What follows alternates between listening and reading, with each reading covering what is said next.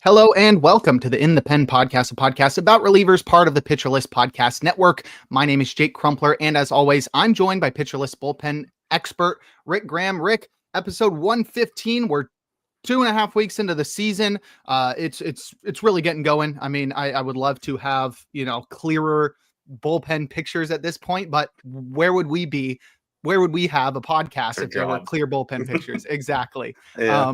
How you feeling this early in the season? I mean, just about life in general. It's hard to have a different feeling about baseball every week when we come on here. But how you doing, Rick? Yeah. I mean, it's busy time of year, obviously, for baseball. Spring starting to get going over here. Well, it's still a little cold, but yeah, it's exciting times.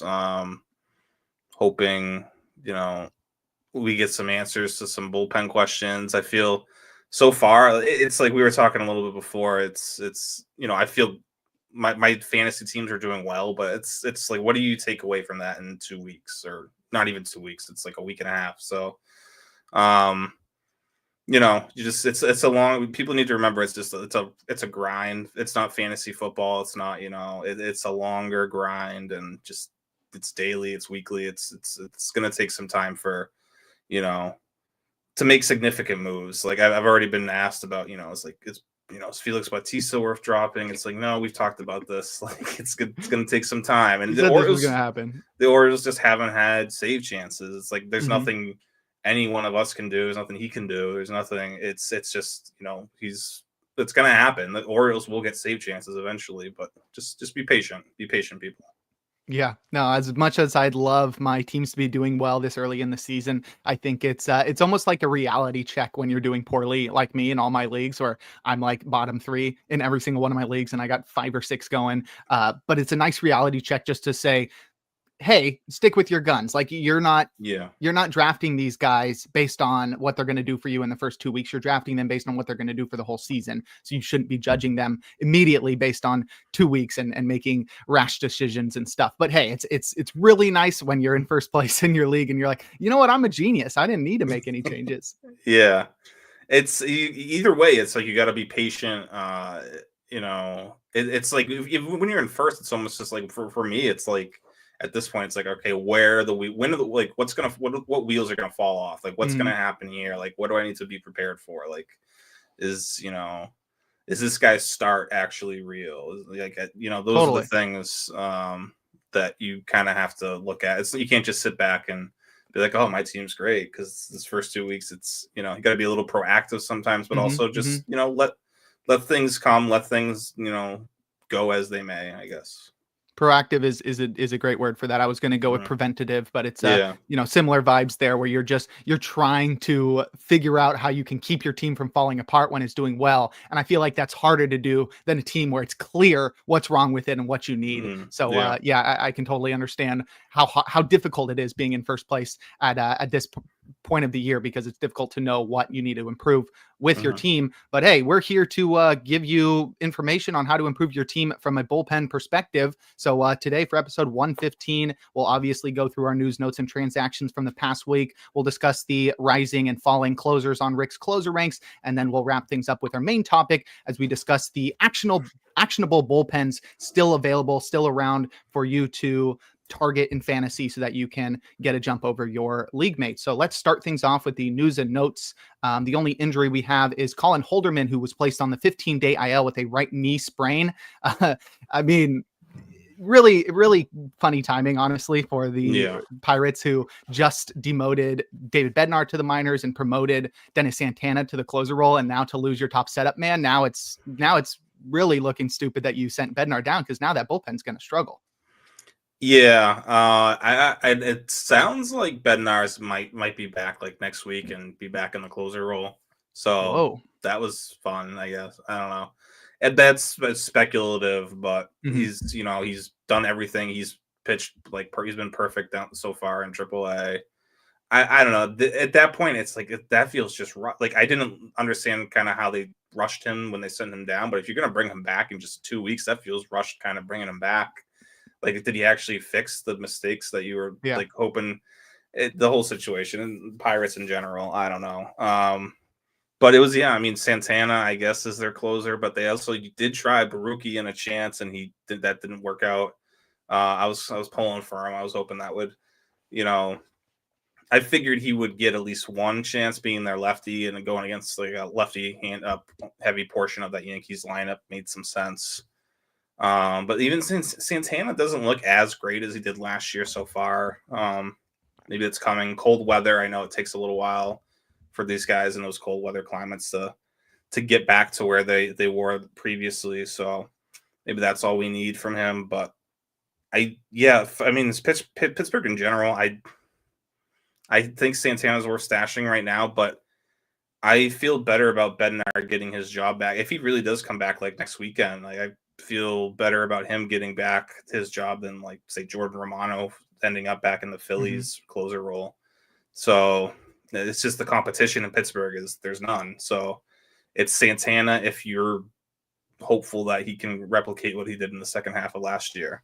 So would you make like a speculative $1 ad on Bednar this weekend just to avoid having to pay a bunch of fab money the following weekend when Dennis Santana inevitably falls apart and Bednar gets called back up to replace him, and then he's going for $100? Well, I don't even know if Bednar needs to, or if Santana needs to fall apart. If Bednar comes back quick, it's more so like does Santana have enough time to really like establish himself? Yeah, like dominate in that role and take the job even when Bednar comes back. So, yeah, I mean for $1, if you got like an extra roster spot, if he's available in your deeper leagues, I don't hate it. If you can wait a week or so and see how things play out. Because I mean, yeah, they're one injury away from like they're gonna have to bring him up. There's no other options. So yeah, it's such a weird situation. Yeah. But I'm hoping. I mean, I hope he gets back to normal. We've only seen 34 pitches from him at the major league level this year, so I'm not totally out. But yeah, I mean, obviously last year was terrible, and the start to the season was not ideal. So I would like to see something from him, but yeah, if you can get him for $1, you can get him for cheap after someone drafted him and dropped him. That's the type of savvy move, that can go a long way. Yeah, I was one of the guys that drafted him and dropped him, so I'll be looking to get him back in the multiple leagues that I had to drop him in. But we'll definitely return to discussing this bullpen when we reach our main topic. There's a few more names we probably want to touch on there that could be dark horses for saves in Pittsburgh. But now we'll move over to our transactions. The first one we have involves Hans Kraus, who was pitching for the Angels last year. They just straight up released him last week. I assume there was an injury and they were like, wow, that is really bad. We're not going to see this through. We're just going to let you go. If not, I'm concerned. That's sort of crazy to just go straight up. Hey, you're not playing. We're not going to pay you anymore. You're not with us. Yeah. I'm not sure what's sustaining serious injury. Yeah. It's undisclosed. Yeah. We don't know what it is. I'm like, oh my gosh. Does he still have his arm? Yeah, right. So something, but yeah, just to straight up release him, not like put him on the 60-day is interesting. Something really bad. Yeah, that's unfortunate. I mean, we talked about him a little bit like last year. He was kind of moving into the setup role for the Angels once he got there. So, yeah, very unfortunate for Hans Kraus, but there's options there. I really like Ryan Zefferjon. I'm really upset the Red Sox traded him for nothing last year. Traded him and 3 other guys for Luis Garcia. That's terrible. But yeah, I think, I don't know. We'll see how this affects. I mean, I don't know if this is like a career-ending injury or what happened, but hopefully Kraus can bounce back from it at some point. Yeah, fingers crossed. All right, next we've got Rafael Montero, who was traded from the Astros to the Braves. This is somewhat curious. I mentioned this on the First Pitch podcast a couple days ago when the move became official, but we have already talked extensively about how inexperienced this Astros bullpen is, discussing like, okay, after Hader and Abreu, who's the next up for holds? Who's somebody that we can rely upon when Steven Okert is like the veteran in that bullpen outside of your top 2 guys? It's sort of weird that then you would go and trade that guy. I know Montero was somewhat expensive with the contract that he signed a few years ago, but I'm curious to see why they would just ship him away when it seems like their bullpen is hurting, and then to also trade him to the Braves, who which I think is funny because they just had Hector Neris. They Yeah, let him they're go, and just they're like, we'd rather have rotating Montero. Yeah, old Astros Astros. guys. Yeah. Yeah. Yeah, I mean Montero doesn't have much left anymore. It's looks like it's just strictly a salary dump for them. I know they sent some cash over. Mhm. Maybe it opens up for the door for them to add something in season. Just yeah, whatever money they save from Neris. Montero and Presley. Don't say Neris. That's who I said. I mean, he should be like $1 million, like minimum at this point. So, Yeah. they have. I mean, it's not totally. There's just like a lot of names in that bullpen that you don't like. We haven't heard of. We're not used to, but um, like Brian King's kind of interesting, and Steven Okart's looked good for the most part. But we've seen Okart start well before, and the wheels fall off, and I wouldn't hold my breath there. So yeah, like they need to find some sort of right-handed option that they can trust outside of Brian Abreu, who's struggled Mhm. his last 2 outings as well. So Taylor Scott's not it. And then the only other righty they have is Logan Van Way, who I honestly don't know much He about. just got his contract Yeah. selected. He doesn't throw a lot of strikes, 30+% strikeout rate, had like a 3 ERA at AAA last year. I think he's 27. I briefly looked at his page just in case he was worth talking about, but I determined that he wasn't, and therefore we talked about him anyway. Yeah, it's not looking too great there. And they'll get Caleb Ort back hopefully Yeah, soon. He looked a lot better with them last year, so that should be a big boost. And maybe Forrest Whitley, maybe we get something from him this year. But I maybe. wouldn't, not hold my breath there. Okay. Next, we have Ian Hamilton, who had been recovering from a viral illness and was Right. on the 15-day IL to start the season. He was activated from the 15-day IL just a couple of days ago and pitched in his first game back. He should be one of the top option for holds in the Bronx behind Luke Weaver and Mark Leiter Jr. Maybe Fernando Cruz is ahead of him, but Ian Hamilton was relied upon heavily last year by the Yankees, and I wouldn't expect that to change this year. Yeah, he had spurts where he was their most trusted reliever earlier on in the season last year, and then he missed some time and wasn't the same when he came back last year. But yeah, I mean Mark Leiter's been shaky. He's been better lately, but yeah, he could easily work his way into high leverage spots. But it's still until Devin Williams or either gets loses the closer role or gets put on the IL. I don't think Hamilton has too much of a. I think the pecking order there is clearly Williams, Weaver, Leiter, and then it's between Hamilton and Cruz. So, and they're about to get like a bunch of guys back too. I mean, the Loizaga. I mean, I keep hearing Aaron Boone talk up Loizaga and how he's looked. You also got Jake Cousins. Hopefully, I know that's 60-day, but it should be. I think he's going to be back like the beginning of that 60-day IL stint. So, yeah, Yankees bullpen should get some reinforcements soon. But yeah, pecking order still to be determined after Leiter and Devin Williams. Gotcha. All right. We'll wrap up this section discussing Nick Mears, who also was dealing with an illness to start the season. He was activated from the 15-day IL and pitched each of the last 2 days for the Brewers. Right now, roster resource suggests he's pretty low on the pecking order, but with the prospect capital they gave up last year and with the potential that Mears has and with the love that both Rick and I have for Nick Mears, we likely expect him to rise pretty quickly up the closer ladder there. Right now, it looks like Elvis Peguero, Brian Hudson, Abner Uribe, Yoel Payamps, and Jared Koenig are ahead of him. I don't see why he can't leapfrog He's all better of them. than everyone. He's a lot better than all those guys. Uribe's looked really good, so I'll say like honestly the top 2 setup guys here should be Uribe and Mears. And that's a pretty that Uribe, Mears, and McGill can be a really nasty trio at the back end of games. And then you got Koenig and Hudson who can mix in against lefties. They don't have overpowering stuff, but they're good against lefties. So Payamps, I'm kind of out on, even though they still trust him. And yeah, Peguero is another guy who's more smoke and mirrors than anything. So Yeah, I would think Mears works his way into. He's worked back-to-back days since he got back to it. It's interesting. Um, so yeah, they're just throwing him right into to get work, and it was an illness, so he shouldn't we shouldn't see Yeah. any lingering arm fatigue or anything. Hopefully. Yeah, Nick Mears back into high leverage situations for the Brewers. Next, we'll move into our 3-up, 3-down section as we discuss the closers rising and falling on Rick's closer ranks. But first, we're going to take a quick break here on In the Pen. And we're back. Jake Crumpler here with Rick Graham on In the Pen discussing relievers. We just wrapped up our transactions and news section. Now we'll discuss the closers rising and falling on Rick's closer ranks, titled 3-up, 3-down. We'll start with the guys rising up the ranks, and we'll head right back to that Brewers bullpen and discuss Trevor McGill, who hasn't pitched in a while, but he's had a pretty good start to the season. Just one save, but no earned runs and a 50% strikeout rate.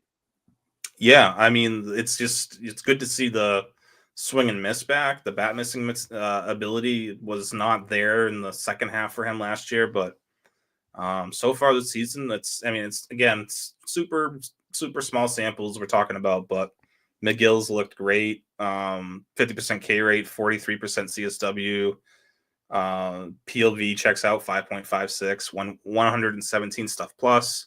Everything looks good, and this is all his velo is down a little bit. It's down 1.5 miles per hour, but I feel like that shouldn't be too big of a concern where you're going from 99 to like 97. It's when you get under 97, I think, is when it gets murky, especially with McGill being 6'8", throwing. If he's throwing 97 with 19 inches of IVB, I mean, I think his fastball is still going to be tough to hit. So I'm and if that velo helps with his command and it helps him stay healthy, then that's even better. So I'm not too worried about the command or the velo drop, and I just love seeing the swing and miss back from him. So hoping Trevor McGill can stay healthy and keep this up. And I mean, like we were talking about, there's that the NL is really murky when it comes to closers. He might finish as the best closer in the NL, if he can keep this up. Yeah, that's Trevor McGill pitching for the Brewers. Our next riser is Jose Alvarado, who's had an incredible start to the season for the Phillies. We talked him up a lot last week and the week before, and I think both of us dropped tons of fab money on Alvarado. And honestly, it's paid off so far because I felt really stupid for a little bit, but it's worked out. I mean, I think he's only had one save and one win since that last weekend, but he's been really dominant. And meanwhile, Jordan Romano continues to falter and fall down that closer ladder, meaning Alvarado continues to solidify himself as the go-to guy in the ninth inning for the Phillies. Yeah, I mean, Romano's still a ways away from even getting back into that conversation. Mm-hmm.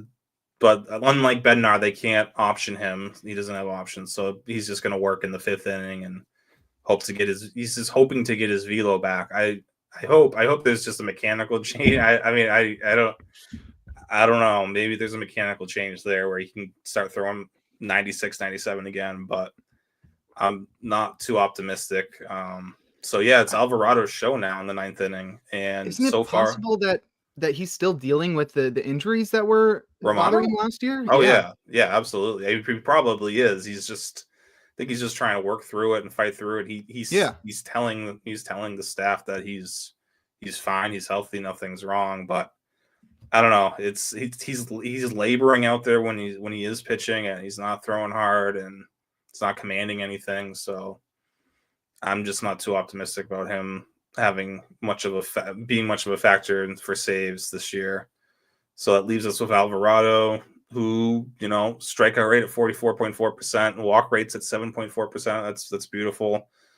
He's still throwing 100 miles per hour like he was in the spring. So, I feel like, you're going to have your ups and downs with Alvarado. He's going to have some sketchy save chances, or hopefully he converts them. But for now, he's the guy they trust the most, and it brings you to like what Orion Kerkering's the right-handed option they probably trust the most now. Although they've been using Jose Ruiz a lot, I would obviously prefer Kerkering. Mm-hmm. But yeah, well, if you want to stash anyone else outside of Alvarado, I would say Kerkering at this point. All right. Our last riser is Justin Martinez, who's recorded each of the last 2 saves for the Diamondbacks. The hard-throwing righty continues to get looks in the 9th inning, despite A.J. Puck going out there and facing the middle of the lineup pretty much every time he pitches. So it's still a confusing situation on who's going to get the most saves for the Diamondbacks, but it's pretty clear that Justin Martinez is going to be getting at least a majority of them, or at least a good handful of them, as he works in tandem with A.J. Puck.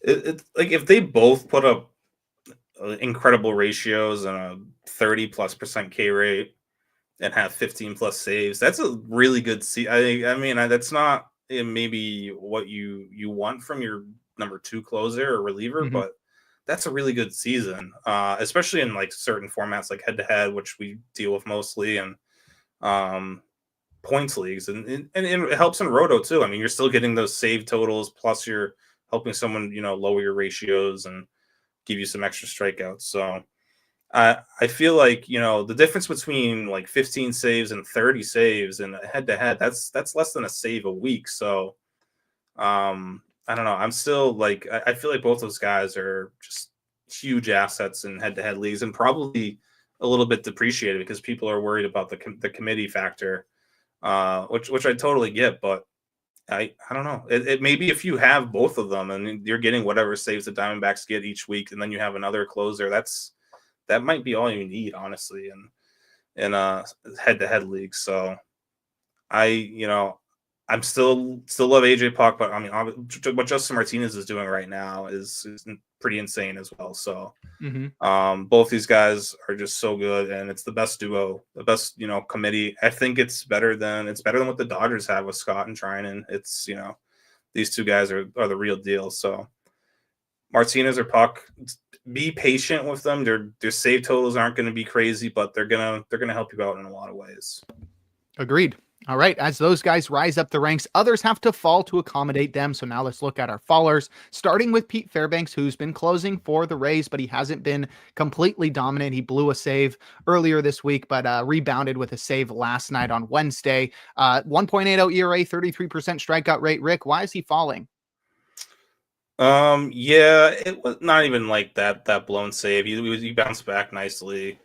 So it's I think a combination of the roster around him, the bullpen options around him. I mean, Montgomery, I know he's let up 2 home runs now, but Montgomery he needs to be a closer sooner rather than later.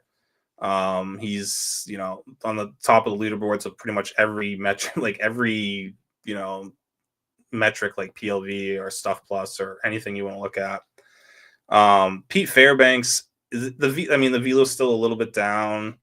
And even the slider shape's it's not great. It's not where it used to be.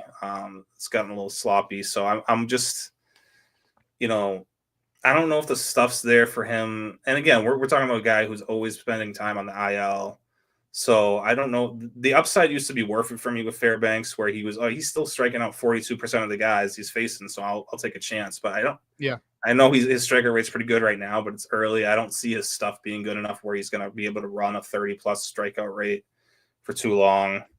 So I just think there's better options, safer options, and honestly, even with Montgomery, that ballpark in Tampa or the Steinbrenner Field that's a joke. I've used like the ball that Kyrene Paris hit off Mason Montgomery to right field yesterday. Like I don't know. It's props to Paris, but at the same time, that's just a jet stream that goes straight out to right field, and it's silly. It's like it's what I heard before in spring. I remember someone saying like it's Yankee Stadium, but with a jet stream that just goes right out to like just fly, like balls just fly out of right field.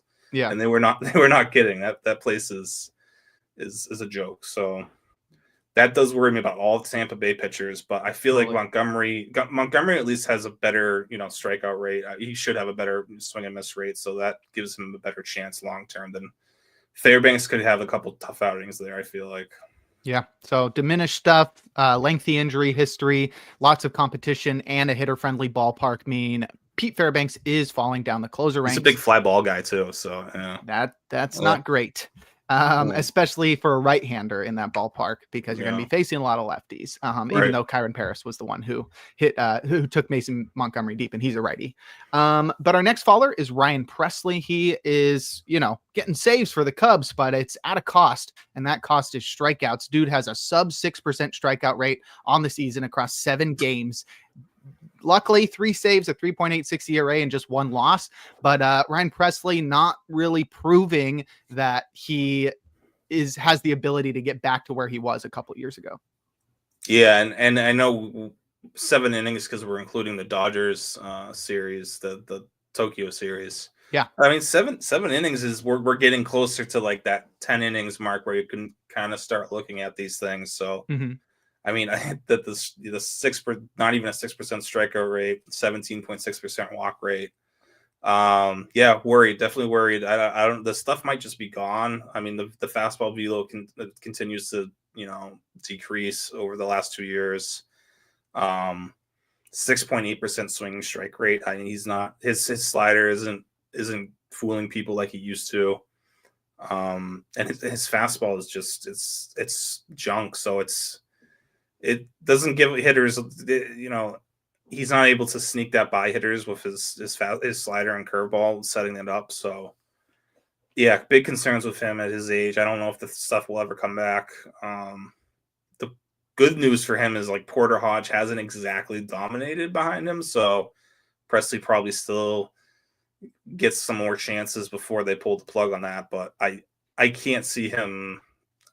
He's got to be at least 1 or 2, maybe they give him 2 more blown saves before they make a move to Hodge. But like we were talking about, that Cubs bullpen in general is just like it's really thin. And if you do take Presley out of the role, like that means who's your setup guy? Because you're not going to take Presley out of the role and just put him in the 8th inning.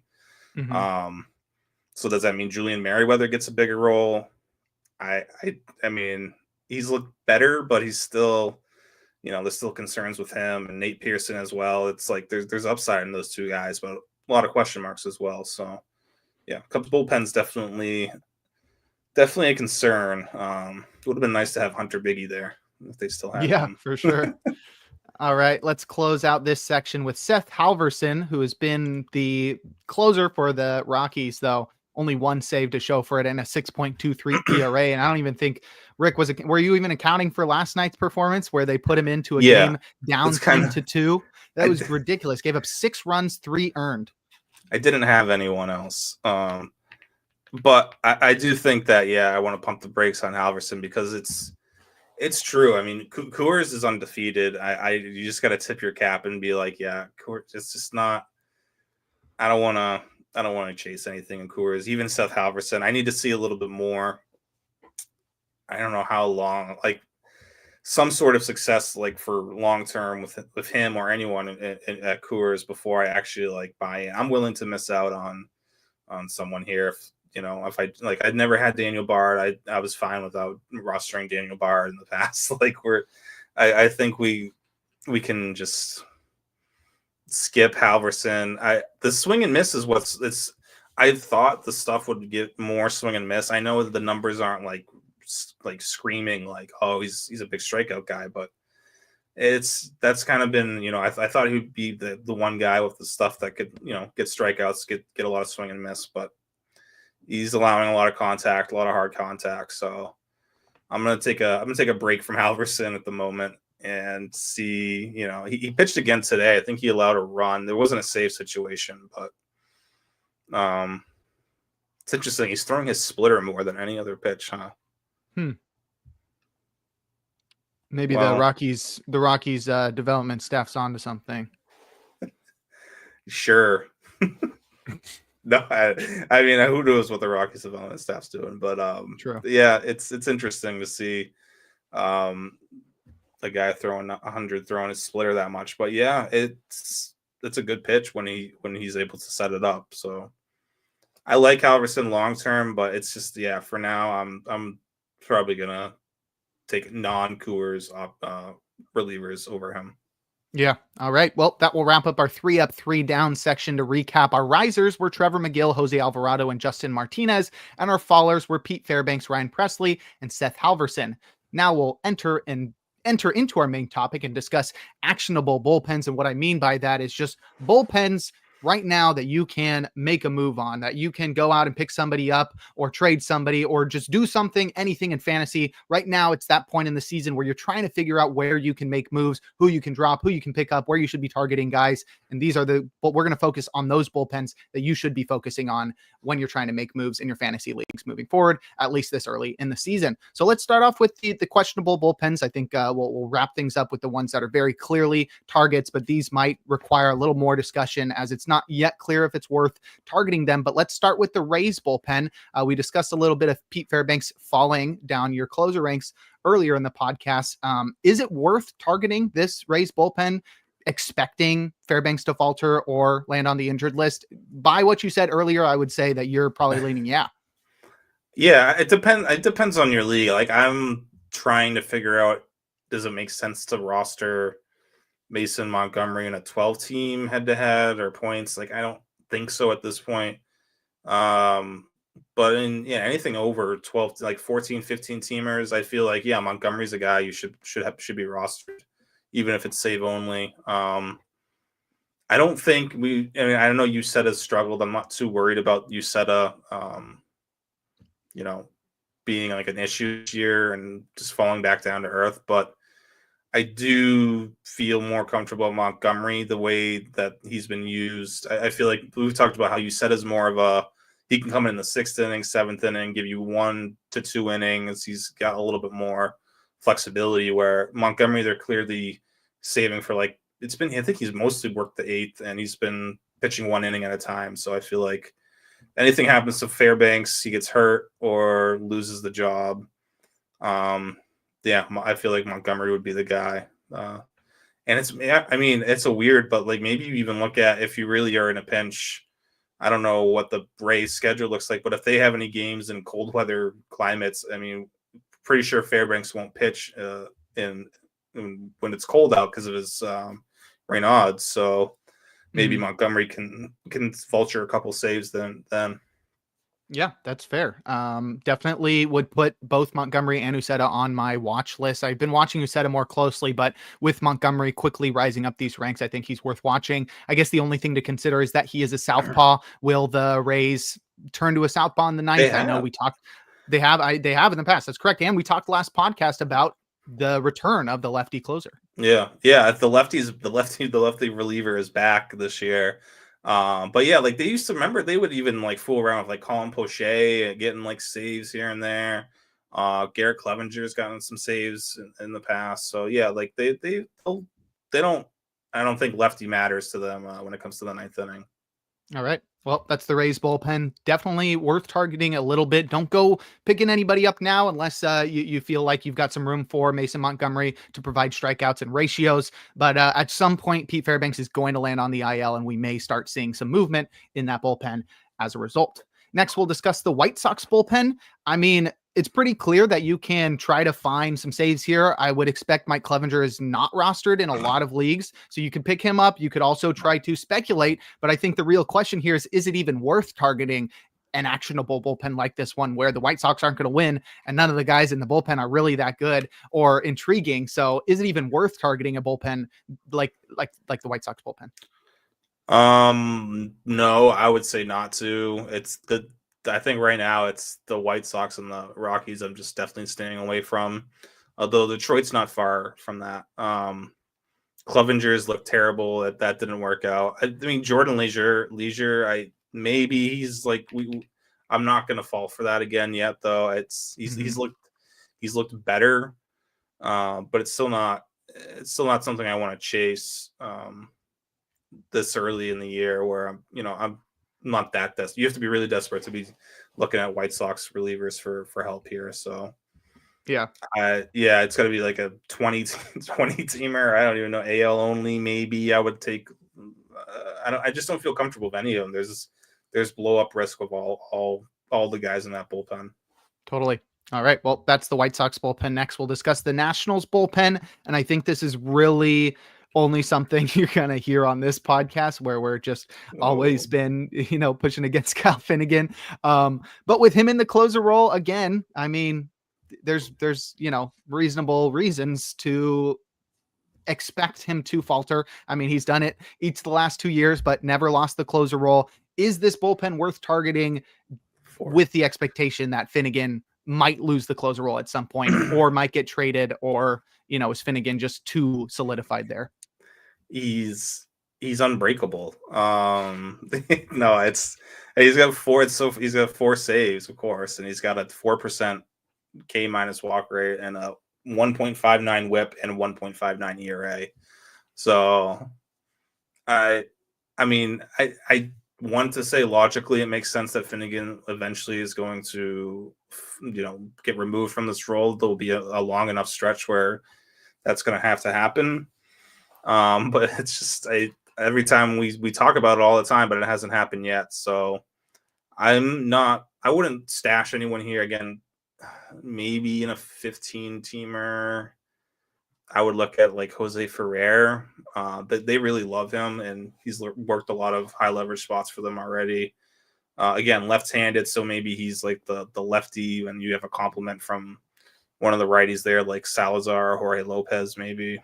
But Finnegan's still out. I want to see one or two bad outings from. And he started off, and he's not pitching well, but he hasn't blown any saves in a while. So let's see what we get from Finnegan a couple weeks from now. But 16+ teamer, I might take a chance on Jose Ferrer just to, stash someone there for when the probably inevitable happens and Finnegan gets removed from the role. Yeah, I agree. I think I'm probably going to wait a little bit. I mean, Finnegan is probably going to need a couple weeks of being bad before the Nationals start considering him. So I think I'd probably wait until May before I start targeting the Nationals bullpen. I just don't see them giving up on Finnegan so early because they've loved him. And it's not even like a they thing. It's not even like a Nationals. It's like clearly a Davey Martinez thing. He loves him. Martinez loves him, but Martinez loves him. I don't know how much the team loves him because they were willing to. That's what I'm saying. Move on. That's what I'm saying. Yeah, he's the one who gets to choose though, who closes, right? So like the only thing the Nationals can do is like remove him from the roster, but I don't think they're going to do that, right? Because they I don't know, they have something for him. So I think as long as Davey Martinez there, like Finnegan's going to be the closer until the Nationals remove him from the roster, right? So I'm like, it's going to have to get to a point where he's worth like DFAing. Right. For a new closer to come in. So for me, I think that's going to take a little while. I'm going to wait a month. Yeah, that's probably, we need to see multiple blow-ups in a week, I feel like, to start really speculating there. But once you do see one, it's like you're start getting ready, because I think Jose Ferrer can be, I know he's had some issues this year too, but his stuff's really good. I think Ferrer could, I know he's left-handed, but I feel like he can be at least that like closer 1A option. And you can have a righty behind him to help him out when needed. But I like Ferrer a lot. Yeah, I agree. All right, next we've got the Cubs. We discussed this bullpen a little bit, but Ryan Presley has really not looked good earlier in the season, despite getting a few saves and having an ERA that isn't over 4. He's just not been his same self. Like I said earlier in the podcast, sub 6% strikeout rate, 5.9% there. Not ideal. We already discussed picking up somebody like Porter Hodge, who's probably rostered in a lot of leagues, and Julian Merriweather and Nate Pearson maybe as dark horse candidates. But as much as I'd love to target this bullpen, it's really like down to 2 guys, and I wouldn't expect a lot of Hodge to be available. Yeah, I would imagine a Hodge is not of it. Maybe in some 12-teamers, Hodge is still available. And he's someone out of the group we've already been talking about here. I think Hodge gets a little bit of a priority because that change could happen. That might have already happened. We don't know, and we don't know about it. So that seems more imminent than anything in Tampa or Washington. So yeah, if Hodge is available and you're looking to stash some saves, then that's an easy answer there. And it's also easy because there's no, if it's not Presley, it's pretty much has to be Hodge because there's just nothing else. There's no other options there for Counsell to turn to. Unless they just went full blown committee, but I don't think they would. Hodge showed last year he could be a closer, so it should be his job. Totally. All right. And I think we got a similar situation in Arizona as well, where both AJ Puck and Justin Martinez are worth rostering. I really only put them here because it's a clear co-closer situation. Meaning there's more opportunity for somebody to roster somebody and more opportunity for somebody not to be rostered. So Yeah. I'm really just here to say both of these guys need to be 100% rostered. If either of them are available in your leagues, go pick them up. Yeah, I think they should. I think in a perfect world, and I do believe I think they can each finish in the top 30. For relievers this year, especially in head to head, like saves are just like a little part of the factor in a head to head league, where these guys are going to help you with ratios and strikeouts, and also probably an occasional win because they're going to be pitching in close games late. So yeah, I really, if people are really just like down on one of the two because they're not getting all the save chances, Yeah, I think it's you should take advantage of it. And if exactly. one does if one gets hurt, which isn't crazy to think. I mean, that happens. Yeah, they're It's pitchers. baseball. So one of them goes down, then you have a potential top 10 closer on your hands. So Mm-hmm. I recommend rostering one or if not both and see how things play out. All right, that's the Diamondbacks bullpen. Next, we'll discuss the Rockies bullpen, and this is the same situation as the White Sox. And we already discussed Seth Halverson earlier, how he is maybe not worth rostering in standard leagues and probably deeper leagues as well as he It's the continues to struggle in Rockies. pitching for the Rockies. But is the Rockies bullpen even worth targeting? It's clear that you can find some saves here, but is it even worth it? I was looking at like the box score from yesterday's game, the one Halverson pitched and they were down by like 12 or whatever. Mm-hmm. And just like looking, they had 7 or 8 guys pitch, and just looking at the ERAs of everyone, and it's all 6+. It's like Mm-hmm. I know it's early, but this is just how it is here. With it's a combination of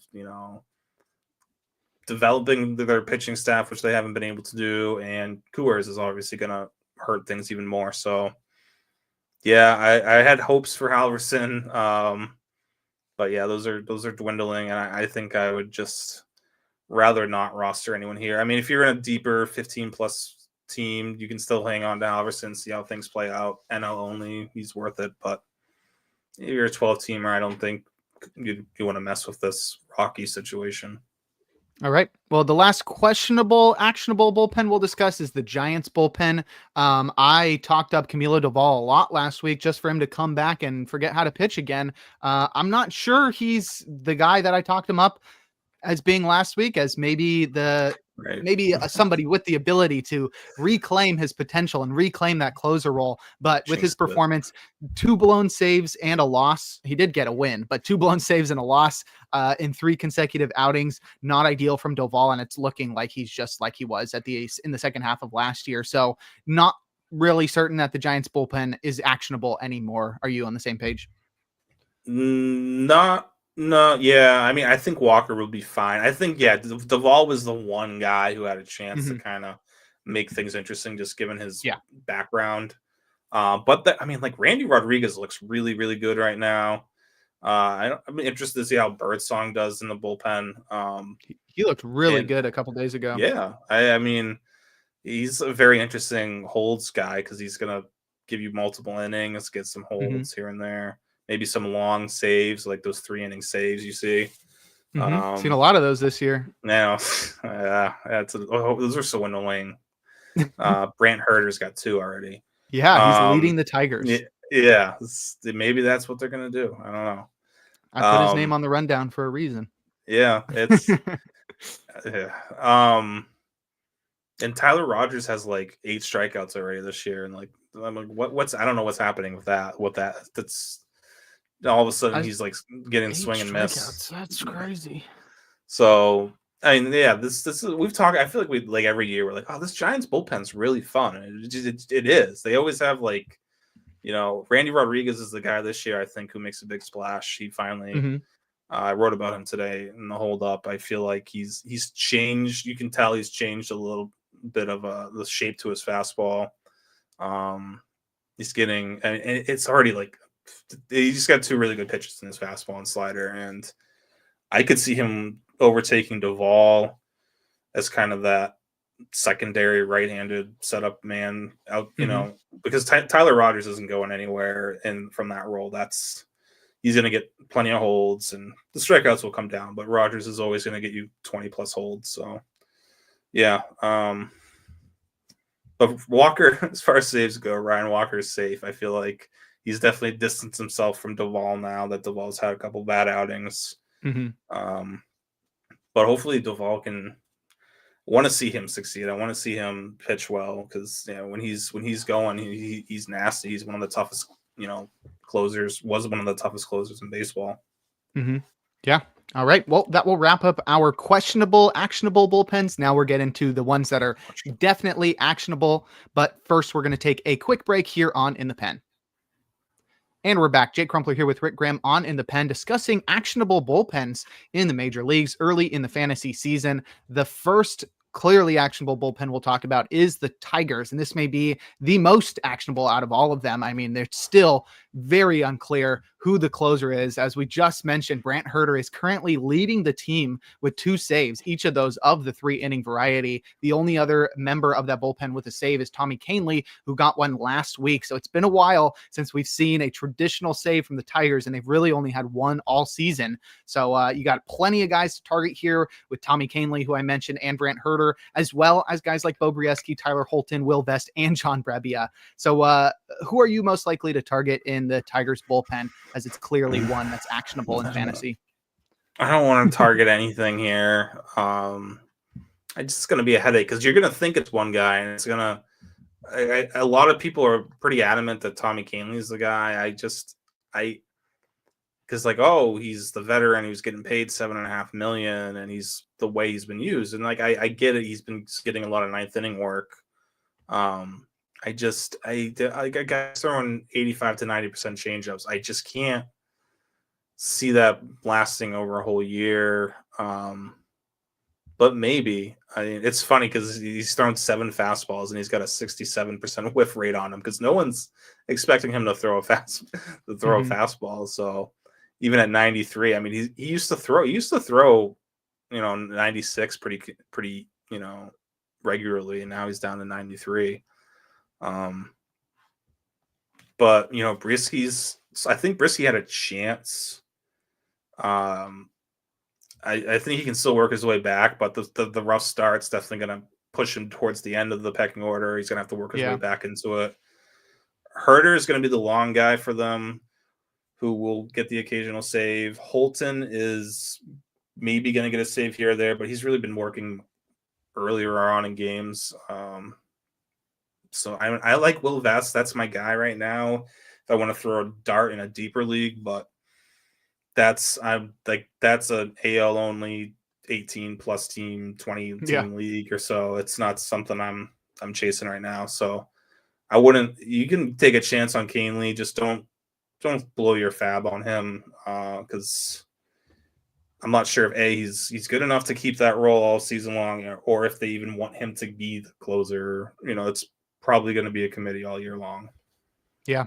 I am still going to be holding on to Brieske in my 15 teamers. I don't know if that's a smart move. I wouldn't suggest anybody do that, but with the uncertainty still in this bullpen and him being my favorite preseason guy, I'm going to continue to ride with him and hoping that, he just needs a week to lock in, turn things around. And then all of a sudden he's like the clear cut closer. I don't know if that's going to be the case. I don't think AJ Hinch is ever going to settle on one closer, but I would like to just have one guy put a nail on him, be like, this is my guy. If it doesn't work out by the end of the month, he's gone. So I think Vest is definitely less risky there. You can probably get him for basically free in all of your leagues, but Brieske is somebody that I'm going to hold on to for just 1 or 2 more weeks just to see if he can claim this role while it's still up in the air, but I'm losing confidence quickly.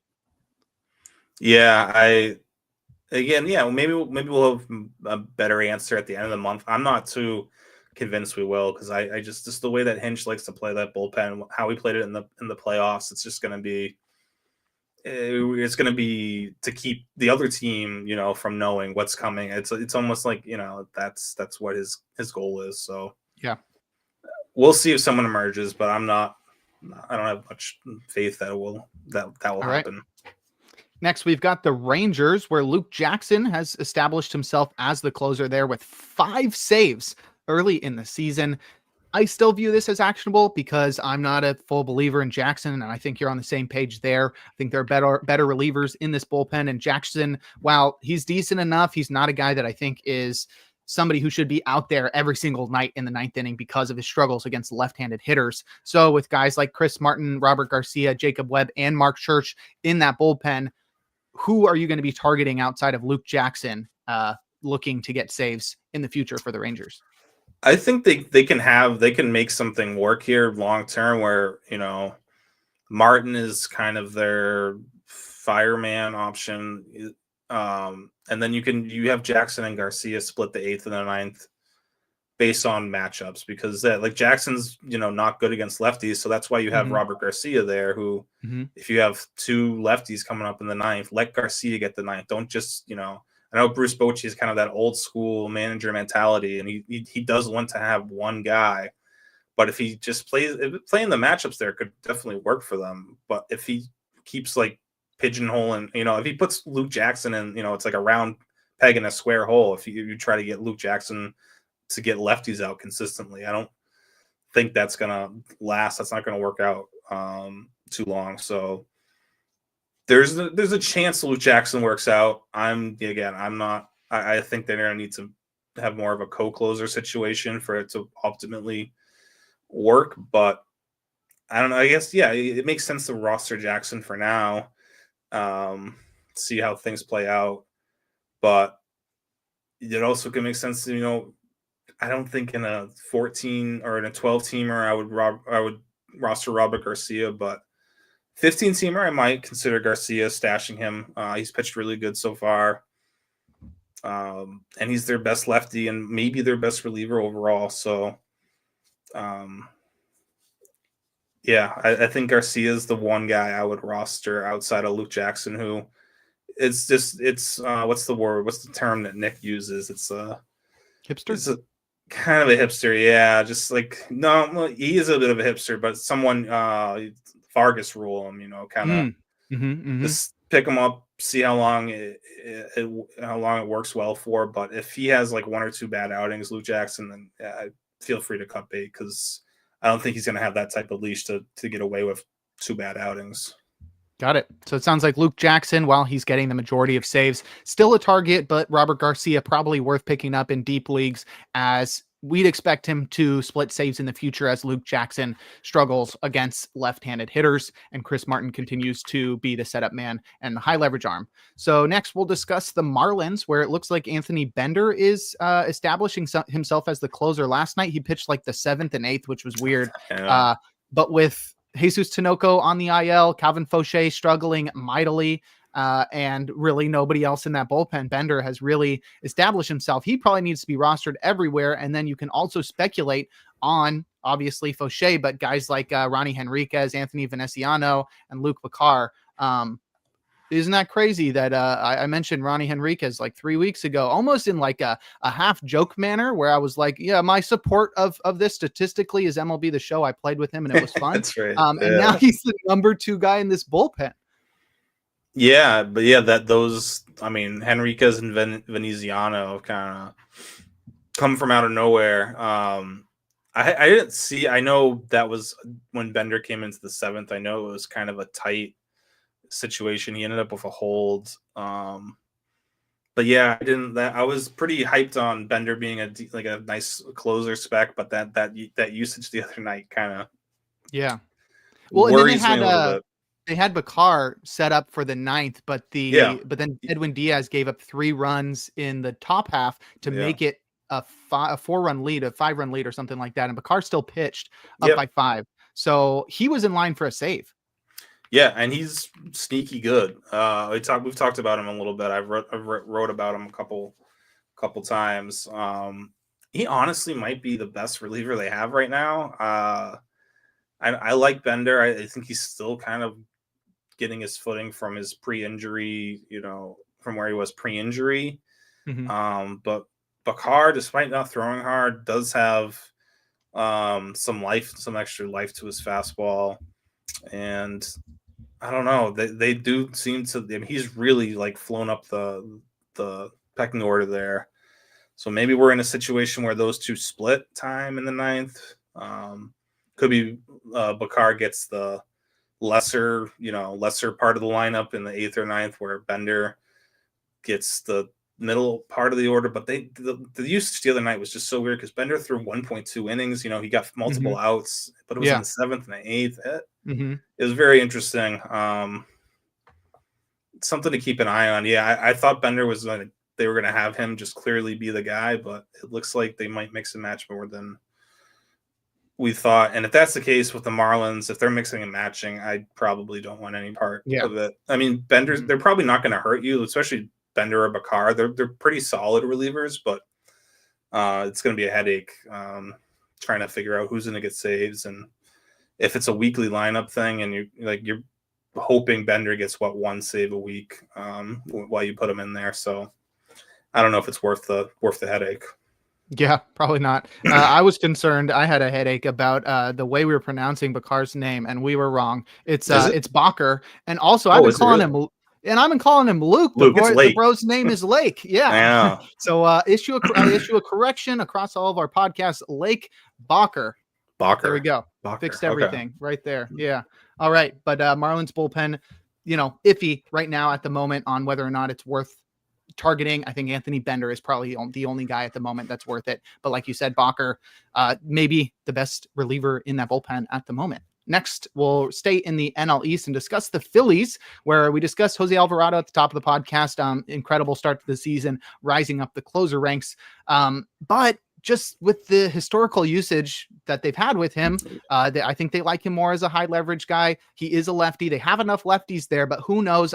There's definitely going to be some sort of spread of saves. I don't think Alvarado's going to get 95% of the saves. I think, Strom's going to get a couple, Kerkering maybe even more so than that, and maybe Romano once he gets back on track and getting the saves. Do you think it's worth targeting anybody else in this bullpen with Alvarado as the closer? Yeah, I feel like Kerkering and even maybe Strom and 15-teamers are solid additions. They're not going to hurt you for the most part, and they're going to help with some ratios and strikeouts.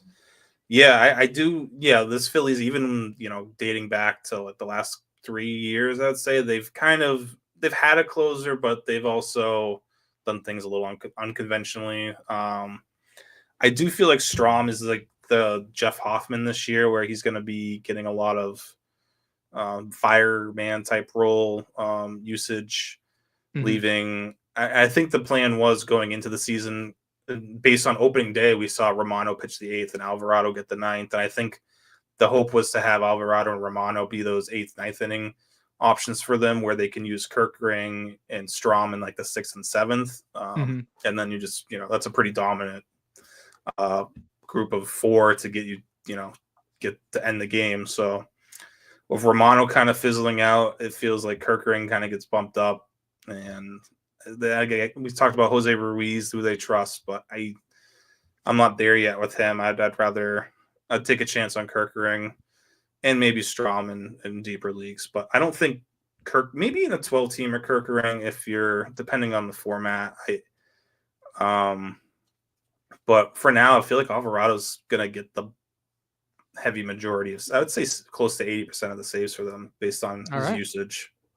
Well, I like that forecast. That makes me feel good about my teams. Next, we can discuss the Cincinnati Reds, where we've had a co-closer situation with Tony Santillan and Emilio Pagan splitting time in the ninth inning there. But there's tons of options in Cincinnati. Neither of these guys have established themselves throughout their careers as guys that deserve to be in the ninth inning every single day. So with guys like Graham Ashcraft, Taylor Rogers, Scott Barlow, and even Ian Jabot still around, there's you listed the whole bullpen for saves. I know. Sam Mole, Brent Suter.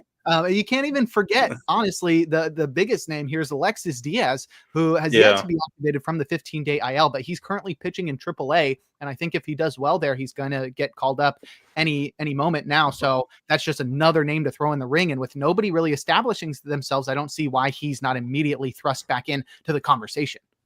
He's in the conversation, but the team's been, pretty quick to announce that he's not going to get his role back right away. Or he's not guaranteed the role, which makes sense. That's how it should be for.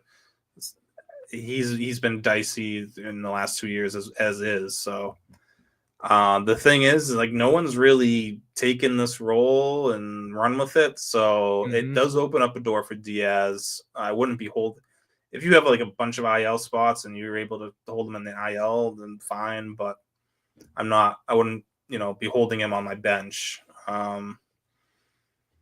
I do like Santillan, I think, the most here, but the way that they like him is going to probably not end up with him getting a ton of saves. So I really don't like this. Like, the way it's turned out, Pagan is okay, but and Ashcraft's still not. I don't know. Still kind of not sure what Ashcraft's role really is going to be. He worked the 8th the other day, but that was kind of a first time for him. I don't know what Francona's doing yet. I don't think he knows what he's doing. So I think this is going to take a little bit more time. But if I had to roster anyone here, I still think it would be Santillan at this point. Because maybe when Diaz does come back, then it makes, it gives Francona like a little bit more faith in like Diaz getting some emergency outs earlier in the game, and Santillan can be their closer. I don't know. It remains to be seen, but I feel like Santillan is worth a shot in some deeper leagues, but I'm not.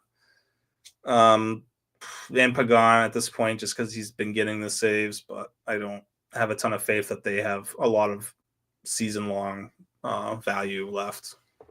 Yeah, I see Santillan as like fringe rosterable in 12 teamers. Probably like, one of the last closers that should be rostered. And then Pagan, same situation, but for 15 teamers, where he's fringe in 15 teamers because he's going to get a couple saves. He's just not going to pitch that well, or not expect him to. So those are the two guys there in Cincinnati. I don't think it's worth targeting the other guys, but as we mentioned, there's a chance Alexis Diaz can come back. So like Rick said, if you got space on your IL, throw Diaz on there, and maybe you'll hit gold and get a bunch of saves from him in the second half, but I doubt it. All right, we'll stick in the NL Central and discuss the Pittsburgh Pirates, who we discussed at the top of the show. We mentioned how David Bednar could possibly be back next weekend. There's no news on that. It's just suggesting because he's been doing well, and the Pirates continue to deal with injuries with Colin Holderman. But Dennis Santana, clearly the closer there, but with Holderman on the IL, Bednar in the minor leagues, that means the next guys up are Caleb Ferguson and Ryan Barucki, and then even Justin Lawrence, who's now number 3 on that bullpen chart on Roster Resource. So, I mean, the weird names that I mentioned, like before the season starts, I mean, write them down, like take a note, because there's something about me and saying some random dude and then them figuring things out the following season. Or if it's somebody who I'm really in on, don't get that guy. That guy's probably going to suck. Lawrence has looked pretty good since he got to Pittsburgh. Nice. Or I mean, better than what else they have. So yeah, we're at the point where a bad Santana outing might get Justin Lawrence the next save chance. Which is what it's just, I know if you were right on that, props. And but yeah, this is the longer we go without Santana kind of running away with that job and that role, the more back. I don't want to say back in on Bednar, but I just feel like Bednar is gonna get that role back, and then by the end of the month, and hopefully that will be the end of any sort of questions here, and he can just get back to where he used to be. It's really just it's either him tipping pitches or just not being able to command his curveball in the zone. Again, those are issues that Kimbrel has had and fixed. So maybe that's the type of career or the trajectory we're going to see with Bednar for the rest of his career, where little Jekyll and Hyde, where he's either really good or really bad. But if he can come back and be really good, which is definitely possible. Again, as far as upside goes in that Pittsburgh bullpen, I still feel like Bednar is probably at the highest of anyone there. Maybe Santana can have similar success, but so far, I'm just not in love with how Santana's pitched so far. So I don't know. Yeah. I'm stashing Bednar holding on to Santana as well if I have him, but not blowing a lot of fab on him if he's still available. All right. Well, the last bullpen we'll discuss is the Dodgers bullpen. This one's pretty self-explanatory. There's just so many options here, and they're all going to get at least some saves. Obviously, Tanner Scott, number one option here. And then after that, it's like pick your choice. I think Blake Treinen's number two, and then it's Yates and Vesia. But if Yates and Vesia are available, I don't see a problem with streaming them. I don't see a problem with rostering them in deep leagues, especially Yates. They're not going to be super valuable. They're not going to have the ceiling or the potential of the other dark horse candidates that we've discussed in these other bullpens, but the Dodgers are going to win 100+ games. Half of those are going to be saves. So like 50 save opportunities, you can't have them all go to one guy. So if Tanner Scott gets half of them, then you got 25 going to Treinen, Yates, and Vesia. Split those amongst the three of them. They're worth rostering. They're worth at least streaming, but I don't know. Do you agree? And is there somebody you'd target more so? No, that's about right. I feel like we're definitely going to see we're seeing more of a co-closer thing with Scott and Treinen than we had. I mean, Scott was using the 7th the other day. Yeah. So that was shocking, but the matchups dictate it. So it makes sense for the Dodgers. It's just funny with Yates. He's pitching he's so dominant right now. And he's got one hold, no saves. He's mostly working in games where the Dodgers are down by like a run or two. He's kind of been like strikeout rate is crazy. Yeah. He's got a 54% strikeout rate in 6 1/3 innings. Yeah. Wow. He's like their don't let the game get out of hand reliever, because like the Dodgers can afford like the luxury of having Kirby Yates being there. Yeah. Hey, we're down 2, keep it there. Yeah. Like it must be nice having Kirby Yates for that situation. So, because like, and for a Dodger team, it's like, yeah, if he can keep it within 1 or 2 runs, then our offense is good enough. They can make a comeback. No problem. So it's an interesting role for Yates, and yeah, it's like I guess it's only led to him getting one hold. And was that the second game? Was that the game in Tokyo where he pitched like the 7th? It might have been Scott. Or no, Kirby Yates. His one hold this year. I think it came in. Yeah, I don't know. Tokyo. That must have been the second game. The second game where Vesia got the save and Yates got a hold. So he has got no saves or holds since coming back from Japan. Just strictly working. And it's funny because he's working in games where the Dodgers are losing, but the Dodgers have won 4 out of the 6 of them. So it's the strategy has worked where, they bring him in close games. If they're down a run, he just keeps it there. So that's why it's hard to rank guys like Kirby Yates in hold leagues, or because it's like this, you're getting a ton of great stats, but you're not getting counting stats that you're usually looking for when you're looking at these rankings where you're looking at, but Yates still should be rostered because he's going to finish as a top, 50 reliever no matter what, probably. It's just going to be a couple wins, maybe a save and a couple saves and a couple holds. That's about it. All right. Well, the Dodgers bullpen was our last actionable bullpen, so that will wrap up this edition of In the Pen. In the future, stay tuned throughout the whole podcast. If we have time at the end of a podcast in the future, we'll answer some questions in the chat. So tune in every single Thursday night. We're recording at 9 p.m. Eastern time. 9 to 9:15 Eastern that's time. That's right. Yeah. So around like 10:15, 10:30 every Thursday Eastern time. If we have time at the end of the podcast, we'll answer your questions. No time today, but stay tuned next week. Maybe we'll have time to answer some of your questions, but that'll do it for this episode of In the Pen. Rick, why don't you go ahead and plug your social media and anything else you're working on? You can find me on Twitter or Blue Sky at I am Rick Graham. And as always, just working on the 3 lists every week. Closing time on Tuesdays. Hold up on Thursdays, save plus holds on Fridays. All right. And you can follow me on Twitter at Jake Crumpler. You can follow the pod at In the Pen Pod. I do the majority of the First Pitch podcast. So you can catch me live Sunday through Wednesday or recorded Monday through Thursday. And then obviously on the In the Pen podcast, Trevor Huth on First Pitch throughout the weekend, but I'll be back on Monday. So that'll do it for this episode of In the Pen, episode 115. We'll talk to you all next week.